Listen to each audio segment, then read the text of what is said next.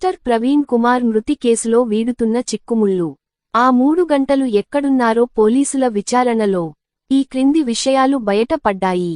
ఇవి ఎవరో చెప్పిన విషయాలు కాదు, స్వతహాగా పోలీసుల విచారణలో వెలుగు చూశాయి.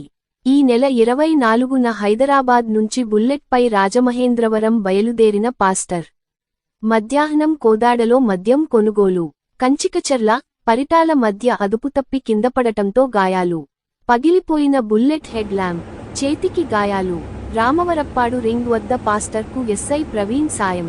ఆ పక్కనే ఉన్న పార్క్లో 3 గంటలపాటు విశ్రాంతి. సంచలనం సృష్టించిన పాస్టర్ పగడాల ప్రవీణ్ అనుమానాస్పద మృతి కేసులో పోలీసులు ఒక్కో చిక్కుముడిని విప్పుతున్నారు. విజయవాడలో ప్రవీణ్ 3 గంటలపాటు ఎక్కడ ఉన్నారన్న విషయంలో కొంత స్పష్టత వచ్చింది.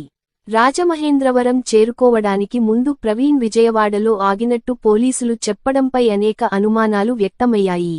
దీంతో సీసీటీవీ కెమెరాల ఫుటేజీలు సేకరించిన పోలీసులు ప్రవీణ్ ప్రతి కదలికను గుర్తించినట్టు సమాచారం. ఇందుకోసం విజయవాడ, రాజమహేంద్రవరం పోలీసులు మొత్తం 300 కెమెరాల ఫుటేజీలను విశ్లేషించారు. ప్రవీణ్ మహానాడు కూడలి దాటిన తర్వాత రామవరప్పాడు రింగ్ వస్తుంది. అక్కడి సీసీ కెమెరాల్లో ప్రవీణ్ జాడ కనిపించలేదు. దీంతో మహానాడు కూడలి, రామవరప్పాడు రింగ్కు మధ్యలో ఏదో జరిగి ఉంటుందని అనుమానించారు. రామవరప్పాడు రింగ్కు 10 మీటర్ల దూరంలో వోక్స్ వ్యాగన్ షోరూంకు ఎదురుగా జాతీయ రహదారిపై బుల్లెట్ పైనుంచి ప్రవీణ్ కిందపడినట్టు గుర్తించారు. గమనించిన ఆటో డ్రైవర్లు రింగ్లో విధుల్లో ఉన్న ట్రాఫిక్ ఎస్ఐ సుబ్బారావు దృష్టికి ఈ విషయాన్ని తీసుకెళ్లినట్టు తెలిసింది. ఆయన వెంటనే అక్కడికి చేరుకుని కిందపడిన పాస్టర్ను పైకిలేపి రెయిలింగ్ వద్ద కూర్చోబెట్టారు. కాసేపటి తర్వాత పాస్టర్ను ఎస్ఐ నడిపించగా, ఆటో డ్రైవర్ బుల్లెట్ను తోసుకుంటూ రింగ్ వద్దనున్న ట్రాఫిక్ బూత్ దగ్గరకు తీసుకెళ్లారు. ప్రవీణ్ ముఖం కడుక్కునేందుకు ఎస్ఐ నీళ్లు ఇచ్చారు. ఆ తర్వాత బూత్ ఎదురుగా ఉన్న గడ్డిలో రాత్రి 8:20 గంటల వరకు ప్రవీణ్ నిద్రపోయినట్టు తెలిసింది. అంటే కనిపించకుండా పోయిన ఆ 3 గంటలు ఆయన పార్క్లో నిద్రపోయినట్టు సమాచారం. నిద్ర లేచాక బుల్లెట్ నడిపేందుకు ప్రయత్నించగా ఎస్ఐ అడ్డుకున్నారు. మద్యం మత్తులో వాహనం నడపడం నేరమని కౌన్సెలింగ్ ఇచ్చారు. అనంతరం ఇన్నోటెల్ హోటల్ పక్కనే ఉన్న టీస్టాల్ వద్దకు తీసుకెళ్లి టీ ఇప్పించారు. టీ తాగిన అనంతరం ఎస్ఐ వారించినా వినకుండా ప్రవీణ్ బుల్లెట్ పై ఏలూరు వైపు బయలుదేరినట్టు తెలిసింది. ఈ దృశ్యాలన్నీ ఇన్నోటెల్ హోటల్ సీసీ కెమెరాలో రికార్డయ్యాయి.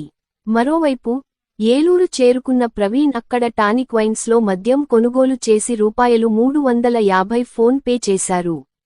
ఈ ఫుటేజీలను కూడా పోలీసులు స్వాధీనం చేసుకున్నారు. పగిలిపోయిన బుల్లెట్ హెడ్ ల్యాంప్.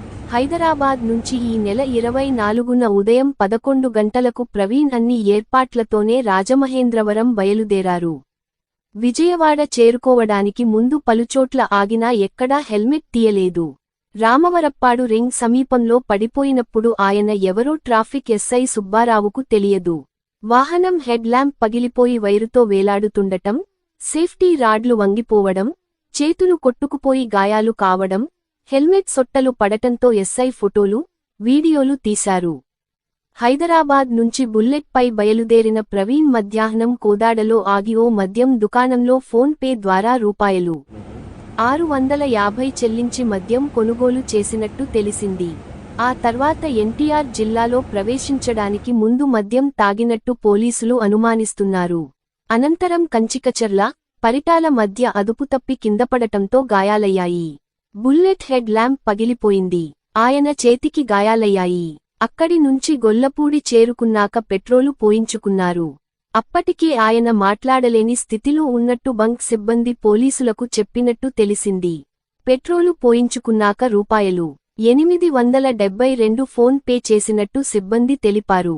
ఆయన చేతికి గాయాలు ఉన్నాయని, బుల్లెట్ హెడ్ ల్యాంప్ ఊడిపోయి ఉందని బంక్ సిబ్బంది చెప్పినట్టు సమాచారం.